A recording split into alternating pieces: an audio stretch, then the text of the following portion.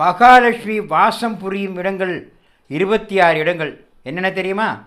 விஷ்ணுவின் மார்பு, கங்கா தீர்த்தம், தூய்மையான இடம், மங்களம் நிறைந்த வீடு, வீட்டின் நிலைவாசல், மன்னர்கள் வாழுமிடம், சுயம்பர மண்டபம், வீரர்களின் தோள், அமைச்சர்களின் கொடி, யானையின் முன்னெற்றி, குதிரையின் முகம், நெல் விளையும் பூமி, தானிய கதிர், வில்வம், துளசி மாடம், அத்தி மரம், புன்னை மரம், நந்தியாவட்டை, தாமரை தடாகம், வலம்புரி சங்கு, வேள்வி புகை, பால், உள்ளங்கை, தர்மம் செய்பவர், சத்தியத்தை பேசுபவர், கன்னிப்பெண்.